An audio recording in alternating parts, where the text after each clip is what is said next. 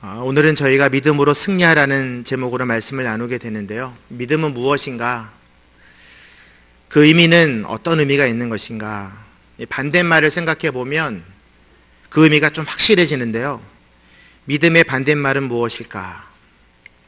여러분들 마음속에 한번 답을 해보시죠. 믿음의 반대말. 믿지 못함, 불믿음, 믿지 못하는 믿음, 이렇게 대답할 수 있겠죠. 불순종. 근데 사실은 믿음의 반대말은 근심입니다. 근심. 요한복음 14장 1절에 보면 예수님께서 근심하는 제자들에게 이렇게 말씀하십니다. 너희는 마음에 근심하지 말라.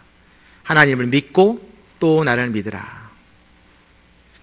그러니까 믿지 않는 제자들에게 근심이 찾아온 것처럼 믿음의 반대말은 근심이에요. 다시 말해서 믿음이라는 말은 마음속에 평안이 충만한 상태를 의미합니다. 하나님의 평강으로, 하늘나라의 소망으로 흔들리지 않는 굳건한 마음, 확신, 이것이 바로 믿음입니다. 승리는 무엇일까? 승리의 반대말은 무엇일까? 생각하면 또 그 의미를 알 수 있는데요. 보통 승리하면은 그 반대말을 많은 사람들이 패배, 게임에서 지는 것, 이렇게 얘기하잖아요. 근데 성경은 그렇게 이야기하지 않습니다. 승리의 반대말은 요한계시록 2장 11절 보면 이기는 사람은 둘째 사망을 당하지 않을 것이다. 그러니까 지는 사람은 사망을 당할 것이다. 다시 말해서 승리의 반대말은 죽음이에요. 죽음. 이기지 못하면 다 죽게 되어 있어요. 멸망당하게 되어 있어요. 그래서 오늘 제목 믿음으로 승리하라, 이 말을 다르게 해석하면은 그 반대말의 의미로 해석하면 이렇습니다. 평안함으로 영생을 얻으라. 믿음으로 승리하면 마음이 평안해지고 하나님의 구원, 영원한 생명을 얻게 되는 것입니다. 그렇다면 우리가 승리해야 될 대상은 누구인가? 우리의 믿음을 흔드는 자는 누구일까? 그것은 바로 마귀이며 사탄입니다. 마귀는 우리의 마음 가운데 믿음을 흔들어서 불안하게 만듭니다. 염려와 두려움을 주어서 하늘나라의 평안을 뺏어갑니다. 그리고 하나님을 의심하게 만듭니다. 그래서 우리 인생 가운데 믿음으로 승리하는데 가장 맞닥뜨려야 될 적은 바로 마귀입니다. 이 마귀만 물리칠 수 있으면 우리는 평안을 누리고 승리를 얻을 수 있습니다. 그래서 하나님께서는 우리가 승리할 수 있도록 마귀에게 선전포고를 하셨어요. 창세기 3장 15절. 여자의 자손이 내 머리를 상하게 할 것이다. 우리가 믿음으로 승리할 수 있는 첫 번째 이유가 바로 이 말씀에 근거합니다. 하나님께서 이미 여자의 자손 예수 그리스도가 사탄의 머리를 상하게 하고 짓밟을 것이다. 우리는 그런 어떤 사람들인가? 이 여자의 자손 중에는 또 이제 이스라엘 백성들 전체를 또 의미하는 것도 있죠.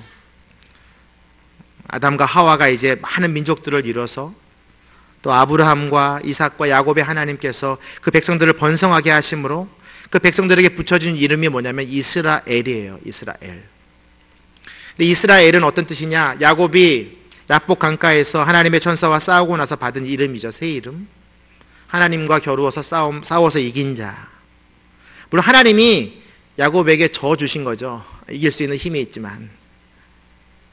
그래서 이스라엘 백성들이라고 하면 하나님과 함께 싸워서 모든 전쟁에서 승리할 수 있는 백성, 이런 뜻이에요. 근데 우리도 지금 예배를 드리는 여기 모인 모든 분들이 바로 영적인 이스라엘의 자손이기 때문에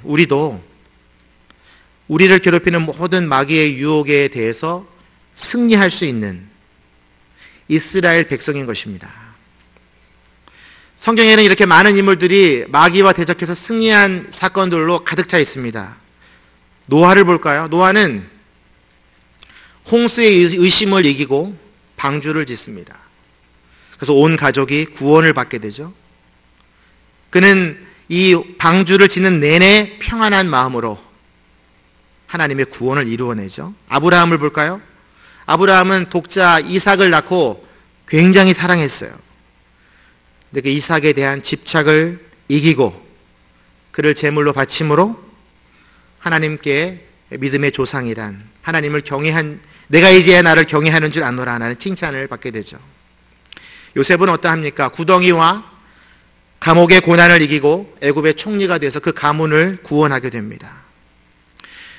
우리가 잘 아는 욥은 어떠합니까? 욥은 초월적인 마귀의 시험을 이기고 믿음으로 완전한 승리를 거둡니다. 이렇게 성경에는 많은 사람들이 믿음으로 승리를 하였어요. 이스라엘 백성들, 하나님께서 선전포고한 마귀들을 모두 다 이겨냈다고요.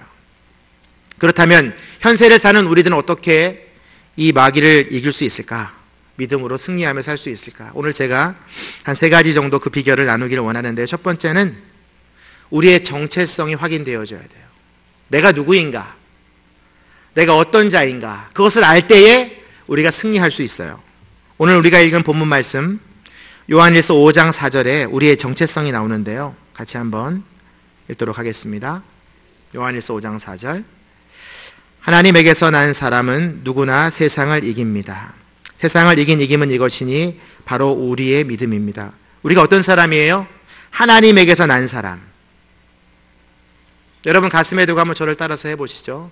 나는 하나님에게서 난 사람이다. 하나님이 우리를 창조하셨어요. 갓난 아이가, 방금 태어난 아이가 그 부모의 형상을 닮았듯이 우리는 하나님의 성품을 가지고, 형상을 가지고 이 땅에 창조되었습니다. 하나님 우리를 창조하실 때 생기를 불어넣으셨다라고 되어 있습니다. 그리고 우리가 생명이 되었다고, 살아있는 하나님의 영이 되었다고 말하고 있습니다. 그것이 바로 우리가 하나님에게서 난 사람, 그것이 첫 번째 의미고요. 니고데모라는 사람이 이 하나님 나라의 도가 궁금해서 예수님을 찾아갑니다. 그 당시 국회의원이었기 때문에 주위에서 보는 눈들이 많았어요. 그래서 밤에 찾아가죠. 예수님께 나와서 질문합니다. 주님, 하나님의 나라의 도에 대해서 얘기해 주십시오. 그러자 예수님께서 요한복음 3장 3절에 내가 진실로 내게 말한다. 누구든지 다시 태어나지 않으면 하나님의 나라를 볼 수 없다. 그러자 그는 어떻게 사람이 2번 태어납니까? 엄마의 뱃속에서 태어나고 또 어떻게 또 태어납니까? 2번 태어난 것에 대해 질문을 하죠. 예수님께서는 다시 한번 말씀하십니다. 사람이 물과 성령으로 태어나지 않으면 하나님 나라에 들어갈 수 없다. 물과 성령으로 태어난다는 것은 무슨 뜻일까? 교회에서 물 세례를 받고 나중에 성령 세례를 받는, 순차적으로 받는 이중 세례를 의미하는 게 아니라 물과 성령이 같은 의미예요. 그러니까 성령으로 세례받고 성령으로 세례받은 사람은, 다시 말해서 우리가 거듭난다는 것은 성령님의 역사임을 강조하는 겁니다. 그래서 우리가 회개를 하고 예수님을 믿고 세례를 받고 하나님의 자녀가 된다는 것, 하나님으로부터 난다는 것은 오직 성령의 역사이며 하나님의 주권적인 계획 가운데 들어있는 것이죠. 요한복음 20장 22절에도 보면 예수님께서 부활하신 다음에 제자들에게 나타나셔서 하신 말씀이 뭐냐면 숨을 내쉬면서 성령을 받으라 라고 말씀하셨어요. 다시 말해서 우리가 하나님으로부터 났다는 것은 성령으로 났다는 것이고 성령으로 거듭났다는 것이고 그로 인해서 영생을 누리게 되었다. 영생을 누리는 사람은 세상을 이긴다라는 뜻입니다. 그러니까 우리는 스스로 날마다 선포해야 될 고백이 바로 이거예요. 나는 하나님으로부터 난 자다. 그러므로 세상은 내 밥이다. 마치 믿음으로 약속의 땅을 바라본 여호수아와 갈렙이 했던 고백이죠. 나는 하나님에게서 났기 때문에 나를 먹을 세상은 없다는 거예요. 내가 세상을 먹는다는 거예요. 믿음이 없다면 그 땅을 바라보는 순간 우리는 나머지 10명의 정탐꾼의 고백처럼 나는 메뚜기다. 우리가 가면 반드시 잡아먹히고 말 거다. 믿음이 있는 사람과 없는 사람의 모습을 우리가 분명히 알 수 있죠. 그래서 우리는 날마다 아침에 일어나면 해야 될 선포가 뭐냐면 나는 하나님에게서 난 자다. 세상은 내 밥이다. 밥 먹으러 가자. 이게 우리의 구호가 돼야 돼요. 두 번째로 우리가 십자가의 승리로 마귀를 이길 수 있다는 것을 깨달아야 합니다. 우리의 승리는 예수 그리스도의 십자가 안에 들어있어요. 왜냐하면 예수님께서 십자가상에서 모든 마귀의 권세를 짓밟으셨어요. 오늘 보면 5절에서 6절 말씀 함께 읽도록 하겠습니다. 여기에 두 번째 믿음의 승리가 이제 나타나고 있는데요. 함께 읽겠습니다. 세상을 이긴 사람이 누구입니까? 예수께서 하나님의 아들이심을 믿는 사람이 아닙니까? 그분은 물과 피로 오신 분, 곧 예수 그리스도이십니다. 그분은 물로만 오신 것이 아니라 물과 피로 오셨습니다. 이것을 증언하시는 이는 성령이십니다. 성령은 진리이십니다. 물과 피로 오신 예수 그리스도 안에 승리가 있다는 거예요. 물과 피는 뭘 의미합니까? 예수님께서 공생에 처음 시작하셨을 때 그분은 죄가 없으신데도 불구하고 요한에게 세례를 받으셨어요. 왜 받으셨을까? 예수님께서는 우리의 모든 죄를 씻어주는 그 세례를 먼저 우리를 대신해서 받으심으로 우리의 죄를 사하러 오셨다는 것을 증명하신 거예요. 그분은 죄가 없기 때문에 사실은 물로 씻을 필요가 없지만 어쩌면 그 사건은 십자가 상에서 우리의 모든 죄를 씻어주시는 그 예수 그리스도의 십자가 사건을 예표하는 것이기도 하죠. 그 다음에 나오는 피라는 단어는 다 아시듯이 예수님께서 십자가에서 우리의 죄를 대속하기 위해 흘리신 피예요. 그러니까 물과 피로 오신 예수 그리스도는 어떻게 돼요? 승리하신 예수 그리스도. 십자가 상에서 모든 사탄의 권세를 이기신 예수 그리스도. 그래서 우리가 예수님을 믿는 그 순간에 요한복음 1장 12절에 보면 그분의 이름을 믿는 사람들에게는 하나님의 자녀가 될 권세를 주셨다고 되어 있어요. 그러니까 여러분들은 전부 예수님의 자녀, 권세를 받았다는 거예요. 우리가 옛날에 복음성가, 되게 옛날 복음성가인데 이런 찬양이 있잖아요. 예수님 권세, 예수님 권세, 예수님 권세, 내 권세. 이 찬양이 있잖아요. 예수님의 권세가 내 권세라는 거예요. 예수님의 십자가에서 마귀를 짓밟은 그 권세가 내 권세라는 거예요. 그리고 그 다음 가사가 뭡니까? 예수 이겼네, 예수 이겼네, 예수 사탄을 이겼네. 권세가 내게 임하니까 승리가 임하는 거예요. 아침에 일어날 때 제가 첫 번째 말했던 난 하나님에서 난지라가 생각 안 나는 사람은 이 찬양을 하세요. 예수님 권세 내 권세, 예수님 이겼네, 사탄을 이겼네. 예수님의 권세는 광야에서 사탄을 이기셨고 십자가에서 그의 머리를 짓밟으셨죠. 하나님의 자녀에게는 그런 십자가의 능력이 다운로드 되는 거예요. 그래서 예수님이 미리 이기신 거예요. 요한복음 16장 33절 말씀 함께 읽겠습니다. 내가 너희에게 이런 것들을 말하는 것은 너희가 내 안에서 평안을 누리게 하려는 것이다. 너희가 이 세상에서는 고난을 당할 것이다. 그러나 담대하라. 내가 세상을 이미 이겼다. 예수님이 이미 이기셨어요. 여러분들은 오늘 이 예배당문을 밖으로 나가는 순간부터 다가오는 모든 사탄과의 전쟁에서 어떻게 됐어요? 이미 이기신 분들이에요. 얼마나 신나요? 여러분은 절대로 지지 않아요. 예수님의 권세가 있기 때문에. 예수님이 세상에서 이미 이기셨기 때문에. 그러니까 뭐가 넘쳐요? 평안이 넘치죠. 두려움이 사라지죠. 그래서 제가 아주 복음적으로 말합니다. 내 마음속에 두려움이 든다. 그건 믿음이 없는 거예요. 걱정과 근심이 든다. 그것은 믿음이 없는 거예요. 믿음이 없으면 우리가 믿는 하나님은 어떤 하나님이에요? 참 하나님이 아니에요. 하나님을 거짓말장이로 만드는 거예요. 다 세례도 받고 십자가 사건도 믿고 내가 하나님의 자녀가 된 것을 날마다 선포하는데 불안하다. 그것은 믿음이 없는 거예요. 그럴 때는 뭘 해야 됩니까? 십자가를 바라봐야 돼요.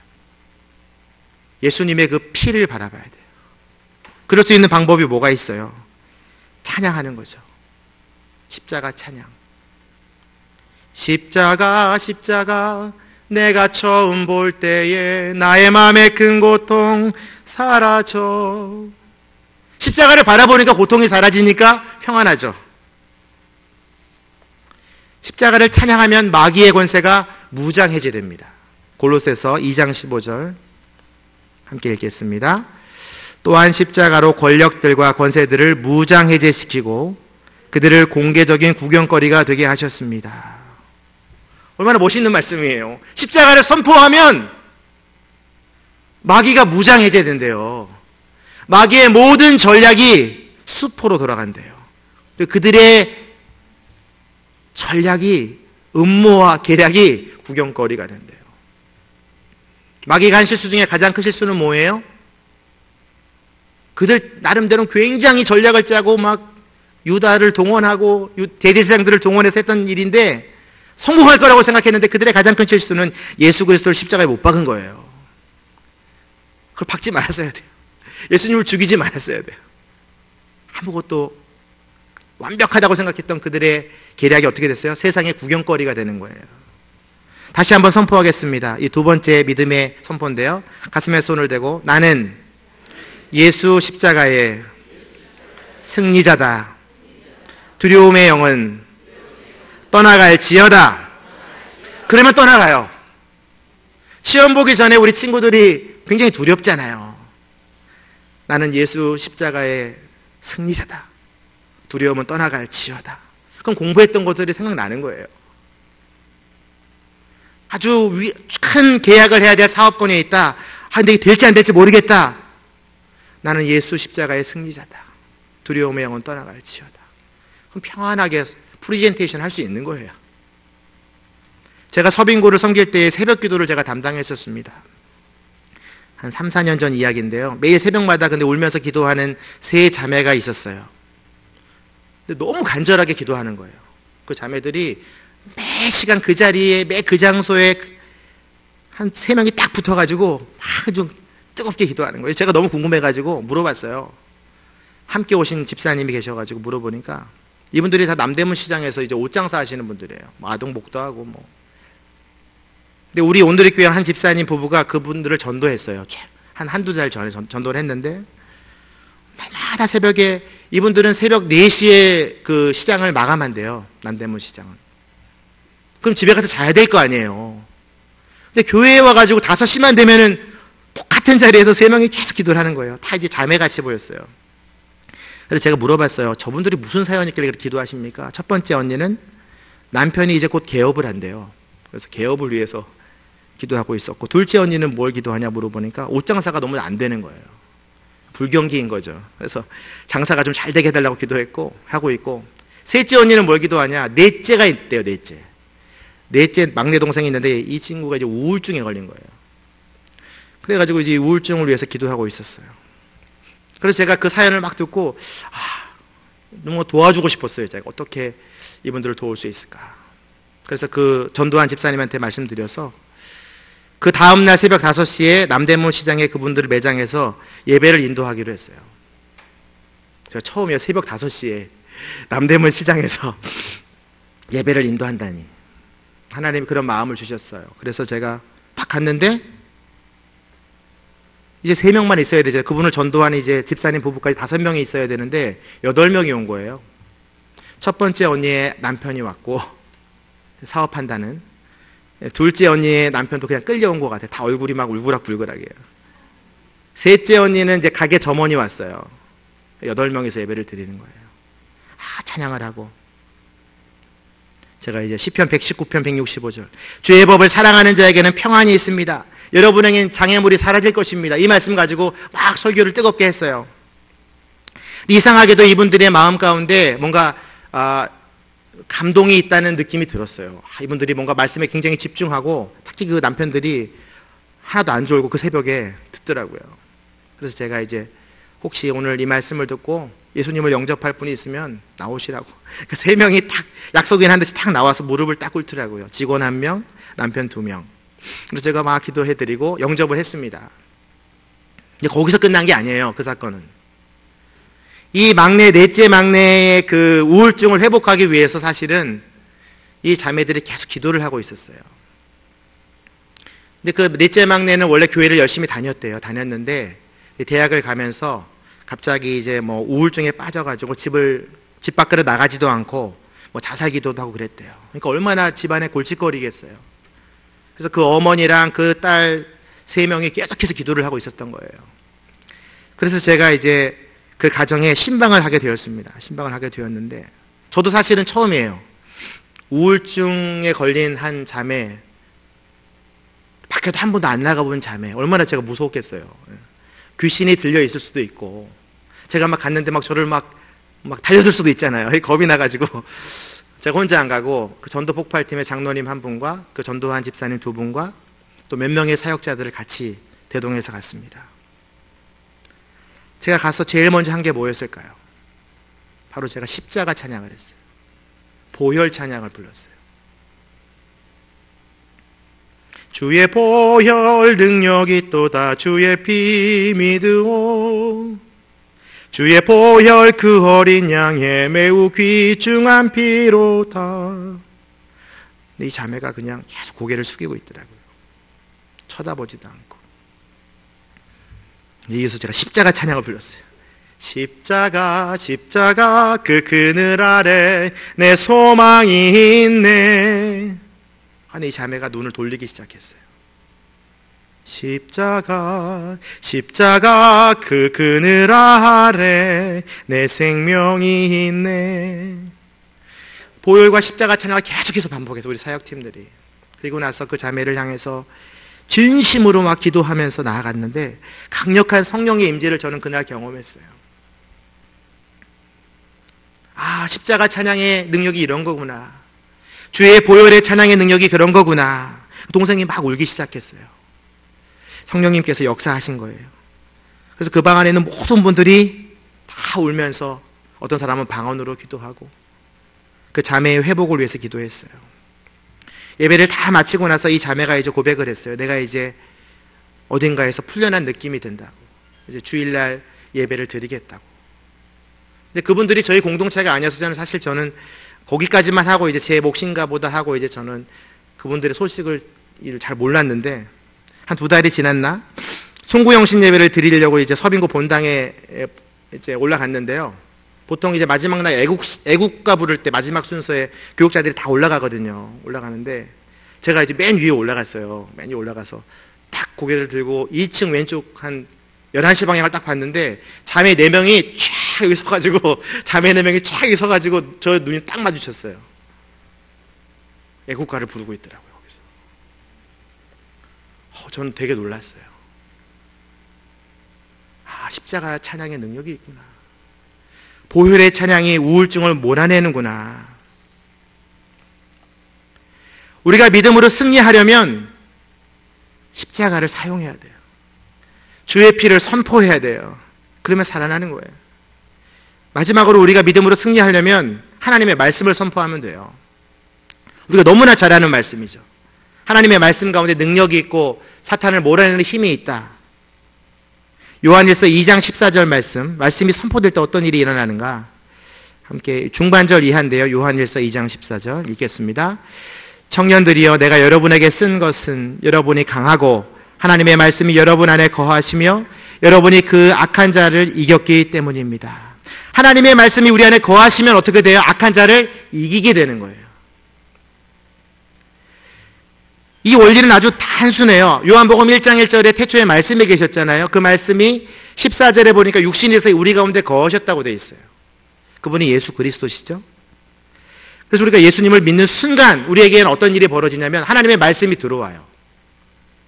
내 안에서 거하게 돼요.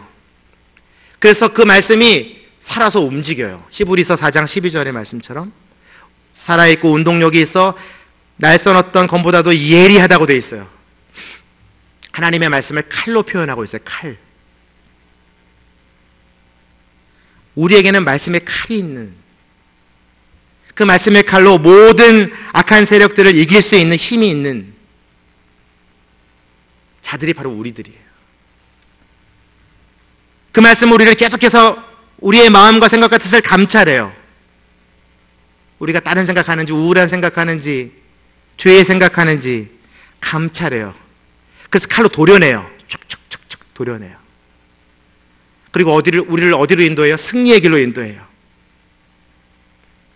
그래서 우리의 삶이 무장하는, 이 말씀의 칼로 무장을 하면 어떤 일이 벌어지냐면 마귀의 견고한 진을 파하는 능력이 나타나요. 고린도후서 10장 4절의 말씀처럼 우리 앞에 펼쳐지는 많은 마귀의 진들, 덫과 같이 사자와 같이 울부짖는 그 마귀의 공격들이 전부 다 무장해제되는 거예요. 그래서 저는 우리 일생 가운데 찾아오는 마귀의 유혹에 대해서 어떻게 승리할 수 있을까? 아주 단순해요. 우리가 묵상했던 말씀을 선포하면 되는 거예요. 몸이 아플 때는 어떤 말씀을 선포하면 좋을까? 병이 고쳐지지 않는 거예요. 불치병에 걸렸어요. 어떻게 해야 돼요? 요한복음 11장 4절 한번 선포해 볼까요? 이 병은 죽을 병이 아니라 하나님의 영광을 위한 병이다. 아멘. 얼마나 멋있어요. 내 병은 하나님의 영광을 위한 병이다. 나사로가 살아났잖아요. 자녀가 낙심했어요. 시험을 못 보고 들어왔어요. 반에서 꼴등을 했어요. 그 아이를 바라보면서 이사야서 54장 13절 한번 선포할까요? 내 자녀들은 마음껏 평안을 누릴 것이다. 하나님께서 이스라엘 백성들과 그 자손들에게 허락하신 영원한 약속이에요. 내 자손들은 평안을 누릴 것이다. 그럼 그게 칼이 돼서 자녀의 가슴에 팍 꽂히는 거예요. 아, 나 꼴등했는데 평안할 수 있구나. 밤에 잠이 안 든다. 어떤 말씀을 펴야 돼요? 시편 127편 2절 함께 선포하겠습니다. 여호와께서 사랑하는 자에게 잠을 주신다. 우리가 다 아는 말씀인데 우리의 일상을 지배하는 말씀이 될 수 있어요. 우리가 다 아는 말씀인데 생각만 할 수 있다면, 꺼내서 쓸 수만 있다면, 휘두를 수만 있다면 강력한 힘이 나타나는 거예요.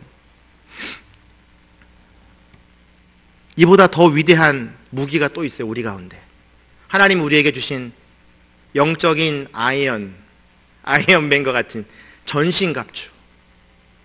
에베소서 6장 13절에서 17절 첨단 무기가 나옵니다. 함께 우리 읽겠습니다. 시작.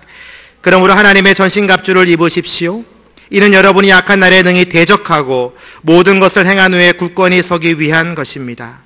그러므로 여러분은 굳건히 서서 진리로 허리띠를 띠고 의의 가슴바지를 붙이고 예비한 평화의 복음의 신을 신고 모든 일에 믿음의 방패를 가지고 이것으로 악한 자의 모든 불화살을 소멸시키며 구원의 투구와 성령의 검 곧 하나님의 말씀으로 무장하십시오.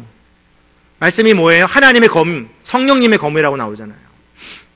여러분에게는 이미 검이 쥐어져 있다고요. 손에 한번 손 다 들어보세요.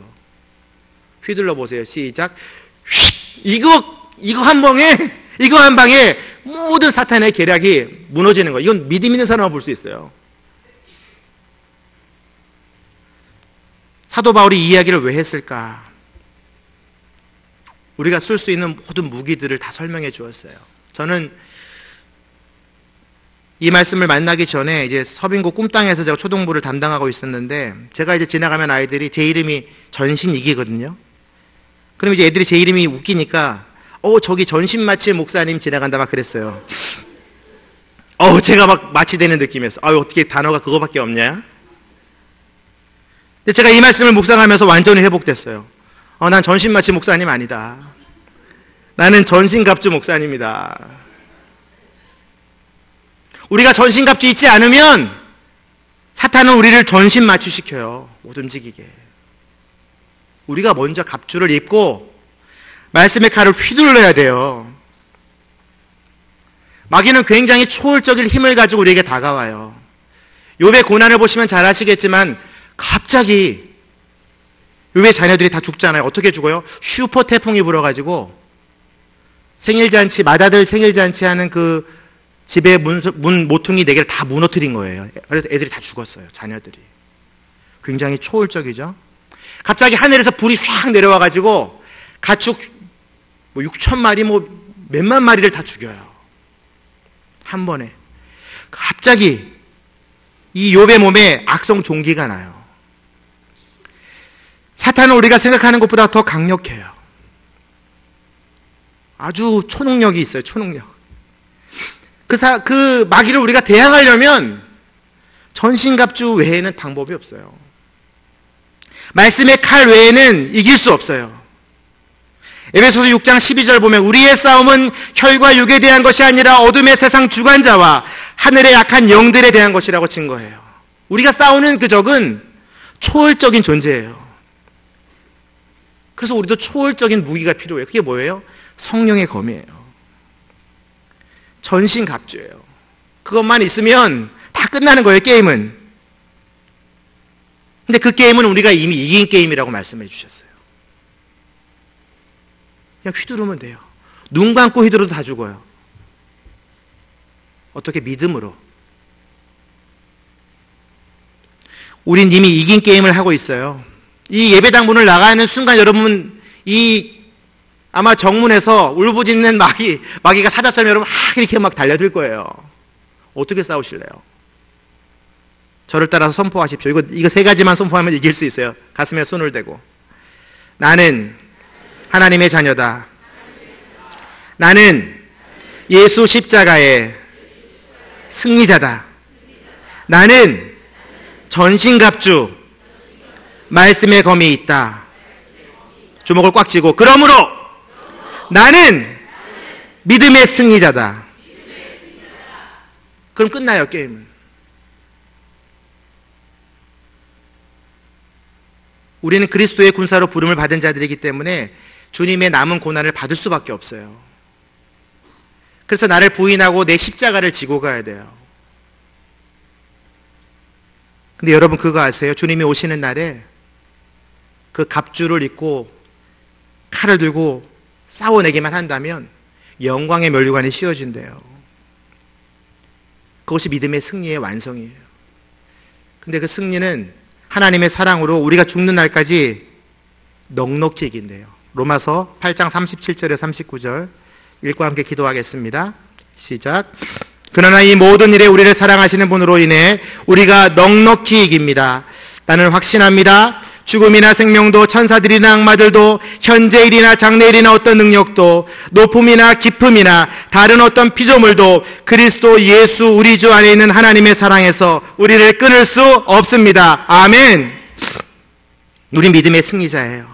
선포하며 기도했으면 좋겠습니다. 이번 한 주간 동안 여러분들은 승리하게 될 거예요. 하나님에게서 난 자임을 날마다 감사하며 찬양하십시오. 주님이 나를 위해 십자가를 지신 그 물과 피의 예수 그리스도, 그분의 십자가의 승리의 권세를 누리십시오. 주님, 우리가 나아갈 때에 그 승리가 우리 앞에 놓여진 것을 믿습니다. 날마다 선포할 때마다 승리하게 하시고 이기게 하시고 우리의 말씀의 검으로 모든 사탄의 전략들, 계략들을 구경거리가 되도록 하나님 인도하여 주시옵소서. 함께 기도하며 나아가겠습니다.